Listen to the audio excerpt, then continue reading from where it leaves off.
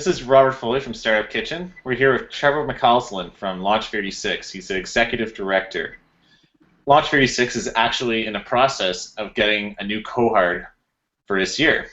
And Trevor's going to tell us a little bit about the program, what they're looking for, and what you need to actually get involved in one of the fastest and best accelerators here in the Atlantic region. So Trevor, thank you for joining us. Thanks for having me, Rob, and happy birthday. Thank you very much. I'm glad to be talking to you on my birthday. So one of my first questions is, what is Launch36? So Launch36 is the accelerator program of Propel ICT, which is a not-for-profit regional mentor network that was founded and established here in Atlantic Canada. So over the last 16 months, we've launched roughly 20 new high-growth startups in the region, all from the east coast of Canada. And our end goal is to effectively hit 36 startups in 36 months. So if you're doing the math and you want me to boil it down even simpler, it's one startup per month for the next 3 years. So this next cohort is going to be iteration 3, which we've called cohort 3.0, and there's a few changes to come along with that as well as we evolve the accelerator programming product. Excellent. So Launch36 is specifically for knowledge-based ICT companies, correct? Yeah, we're looking for, there's several other accelerator-ish programs popping up across the region, and they cater, some are very broad, some are very niche. For us, our mentor network and our focus right now is on the IT sector.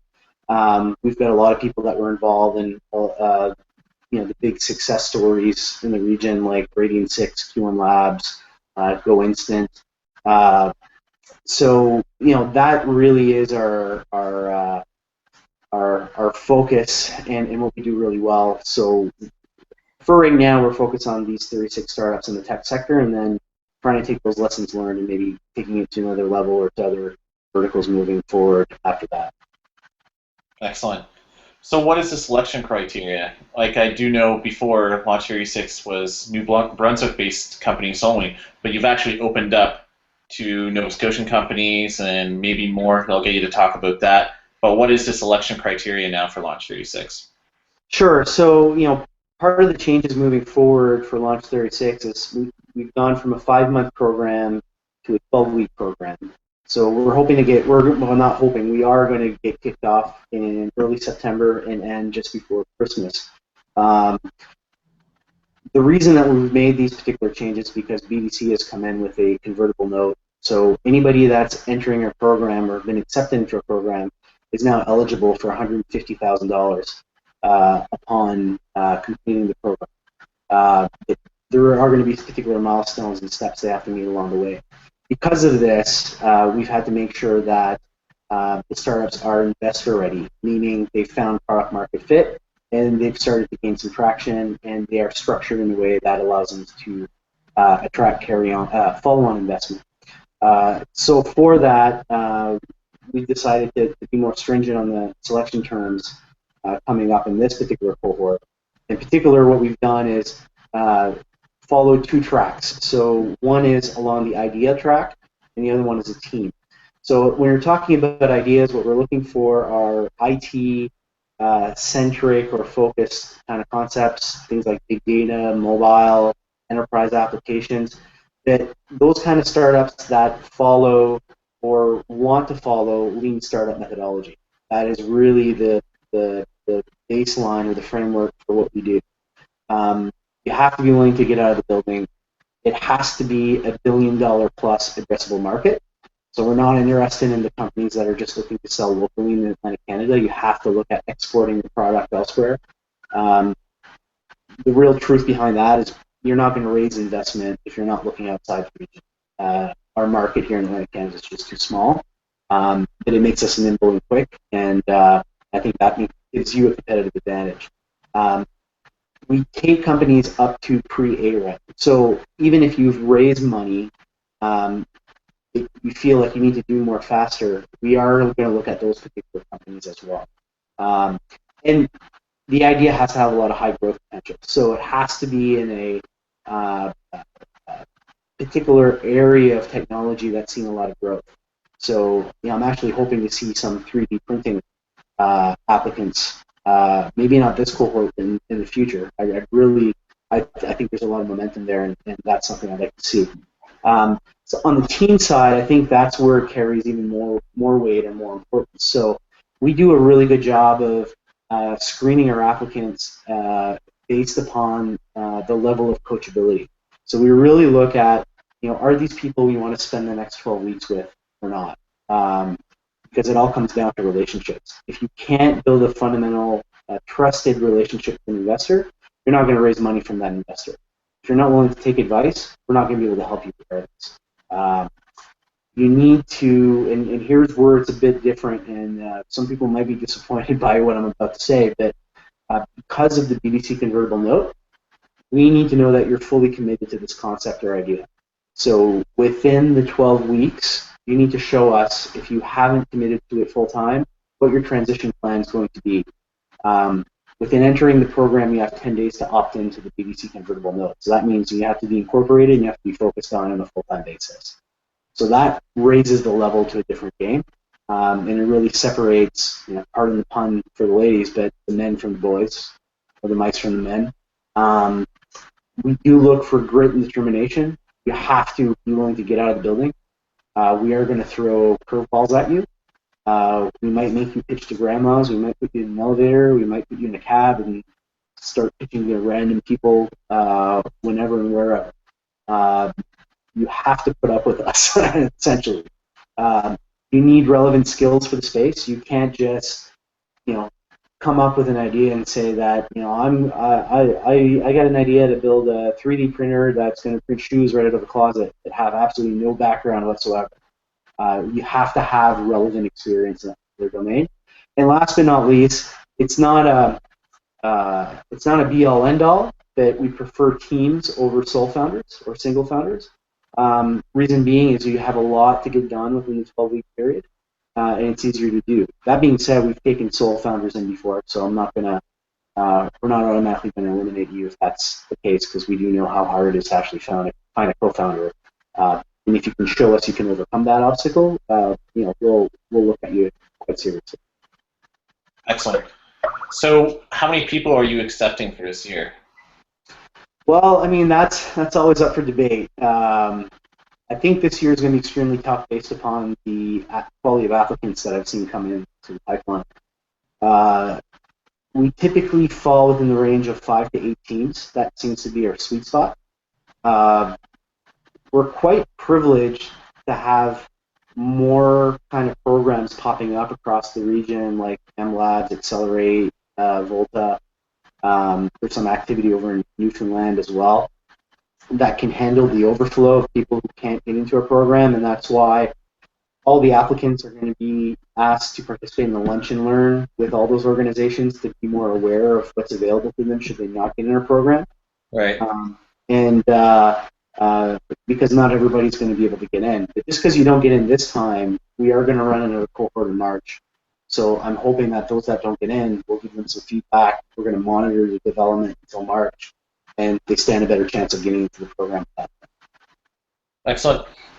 So that being said, how many have you received a large number of applicants, and is there any certain province that's more dominant than the other one? I would say that this early in the game, we're on par with the average of what we've typically gotten or received. However, that being said, the quality is just mind-blowing. When the convertible note is really up the ante.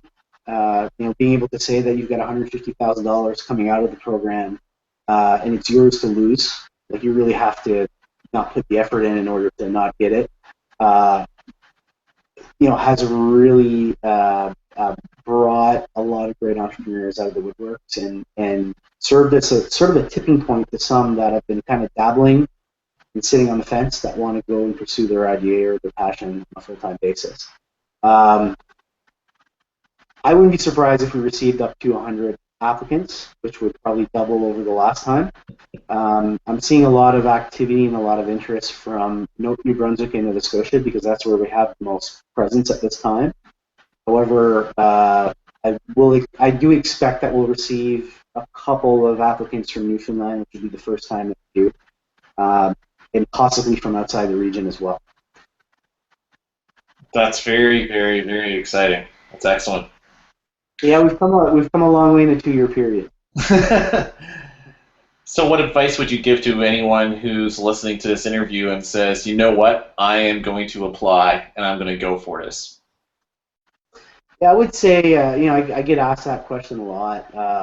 The hardest part of my job is helping the community kind of narrow it down to the 6 to 8 kind of startups that we're going to pick for the cohort. I always see great entrepreneurs that have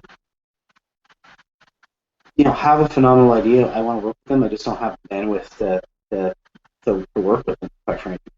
And some of them really get discouraged by that. But I would say that, if we're coming to you with feedback and saying, keep going, you're almost there, you just missed the cut. Show me that we were wrong. Like, there's nothing I love more than when somebody who doesn't get in my program or somebody that I might have underestimated proves me wrong, and show me that great determination. Ultimately, we want to see everybody succeed. We are in the business as an organization of trying to find that first $1 billion tech company that's going to be based out of Atlantic Canada. So the stakes are high. That doesn't mean that you can't be a success in whatever you want to do. So show me your passion, show me your grit. I've always said I'd rather have a team of grinders than one Sidney Crosby, and that's really my philosophy on how I usually pick my cohorts, because it works out well for us. Excellent. So what is the date that the applications have to be in? Sure. So the application deadline is this Friday, August 16th. A lot of people have been contacting the office, asking questions, wanting to make sure that they're best prepared for best application forward, which is probably a prudent approach based upon what we've seen as far as activity. You can download a PDF version of the application form if you want to look at it first and look at the questions and think about how you're going to answer it. There are required video elements of the application. I'm not looking for high production quality. I just want to see your passion and your knowledge and get to know your team a little bit. So if you can even introduce us to other members of your team and show us that they actually give a shit about this idea and they're not just doing it because they're bored and there's nothing on TV and they're helping out a buddy. That helps me a lot, and it could make the difference whether you make selection camp or not, because it really, in the past, it has served as that tipping point decision making process. And making sure people are doing it not just because they think it's cool. Yeah, I mean, the other thing too, you talked about giving advice. One thing I forgot to mention that I should have said is there's a good rule that Dan Martell uses all the time in the cohorts, which is show, don't tell. If you have a demo, show us. It just shows us that you're developed that much further, that you've done a little bit of product market fit. You have a running start. I think the best story from the first cohort is Ziplinks almost didn't get into the program because they had a demo and they didn't show it to us. Really? And when we're doing our selection process, we in the room, one of the mentors said, "Well, they have a demo. They showed it to me last week." And so we hauled them in and we got them to show the demo, and that's what made the difference between them coming in and not. And they're about to close around of, I think, $700,000 or something like that pretty soon. So, show, don't tell. Excellent. Always a good rule. Any last words of advice or anything you want to say before we finish this off? You kind of put me on the spot there, Rob. Uh, That's what I try to do. I mean, I guess the best advice I can give people is go out, ask questions, build your network, whether you get in our program or not. Um, I know this might seem biased because I'm from here, and I've been working with a bunch of great people from here to build Propel and Launch36.